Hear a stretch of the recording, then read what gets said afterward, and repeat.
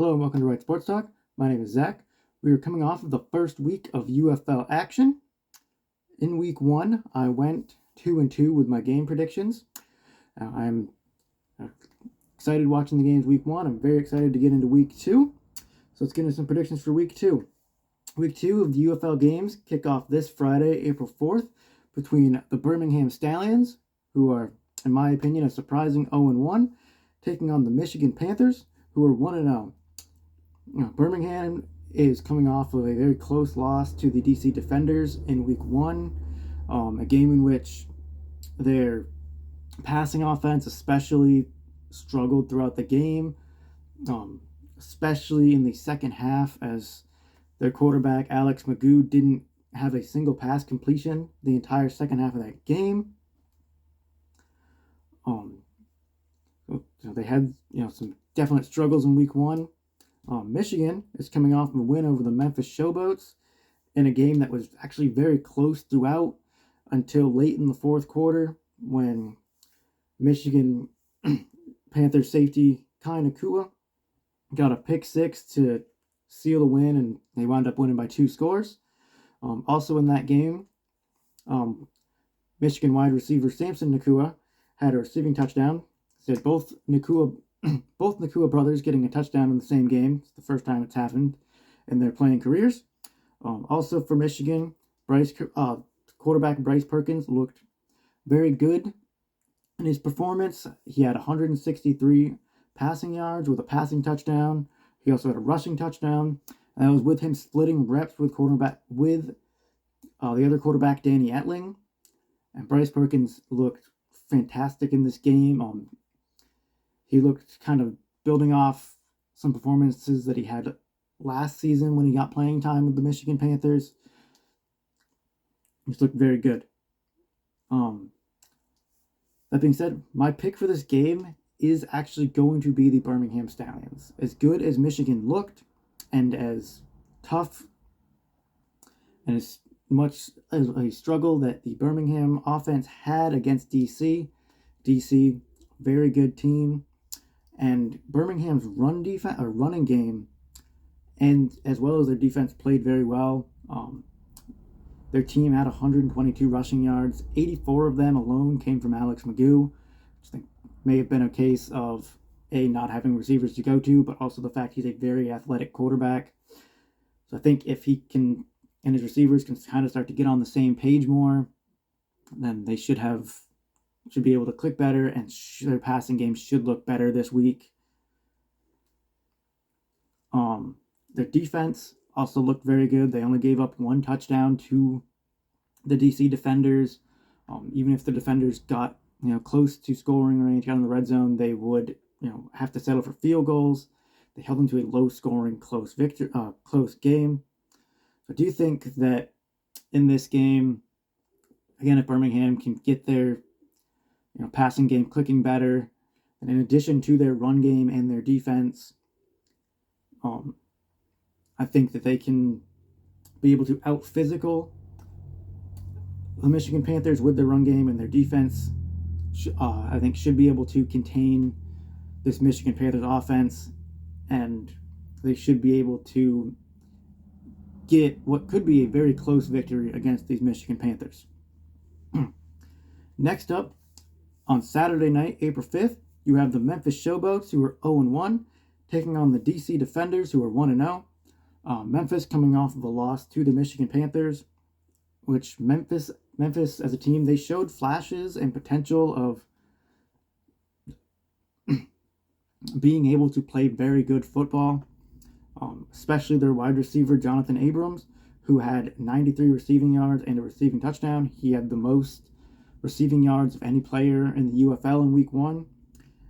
And their running back, De'Aaron Prince, had a pretty good game, having 65 total yards, which doesn't sound like a big deal, but for a Memphis team that severely struggled offensively last season, running back getting 65 combined yards is really good for them. Their biggest issue, at least offensively, was quarterback. They had 2 quarterbacks play, in E.J. Perry and Troy Williams, who both played well at times, showed flashes of being able to get good drives going. And actually, E.J. Perry led a touchdown drive, but both players made mistakes, and both players, when pressured, threw interceptions. Troy Williams, late in the game, he was pressured. He threw the pick six to Kai Nakua. Earlier in the game, E.J. Perry was flustered and pressured, and he threw just a very poor thrown interception. Now, the DC Defenders are coming off of a win over the Birmingham Stallions in a game where they had 8 sacks against that Birmingham offense. They got to Alex McGee 8 times. My pick for this game is going to be the DC Defenders. And I think their defense should be able to get after whoever Memphis has at quarterback, whether it's Troy Smith or E.J. Perry or both. And I think offensively, Jordan Teamu is going to have a very good game against Birmingham. He had a pretty good game. He was the only quarterback in the UFL in Week 1 to throw for 200 yards. He did have an interception. Still going to make some mistakes. I think he could really get that cleaned up. And I think that this offense and defense will really be clicking against the Memphis Showboats. So I think the DC Defenders get the victory. Then for Sunday, April 5th, you've got 2 games. The first game you have is the Houston Roughnecks, who are 0-1, taking on the Arlington Renegades, who are 1-0. Houston coming off of a loss to the St. Louis Battlehawks, in which they struggled for most of the game.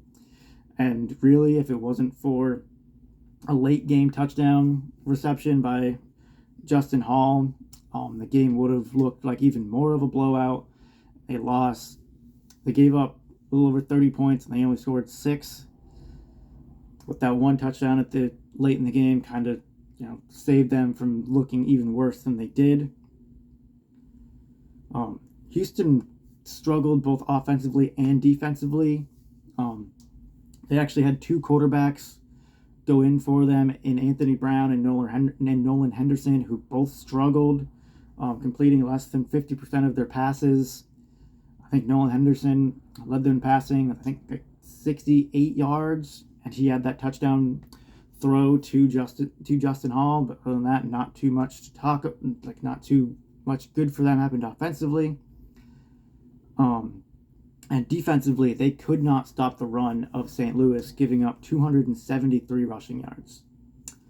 Now, Arlington is coming off of a victory over the San Antonio Brahmas, in which their offense was very balanced. They were able to do pretty much whatever they wanted against what is usually a very well-coached Wade Phillips defense. Luis Perez, their quarterback, got 164 passing yards. And in the run game, they had 183 total rushing yards. 110 of them came by Calvin Ballage. Arlington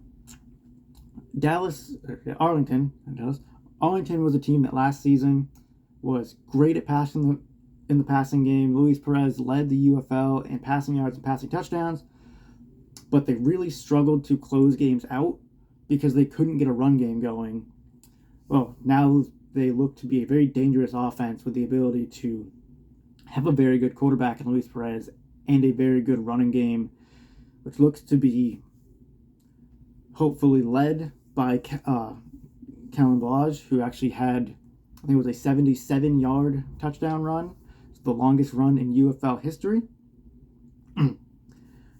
Also, Arlington had a very good defensive performance against San Antonio, making San Antonio's quarterback Kellen Mond struggle all game, and they held what had been San Antonio's very good running game to only 86 total rushing yards between 3 different running backs. My pick for this game is going to be the Arlington Renegades. I think that much like St. Louis, they should have no issues running the ball against this Roughnecks defense. And Luis Perez should have really no issue throwing it when he needs to.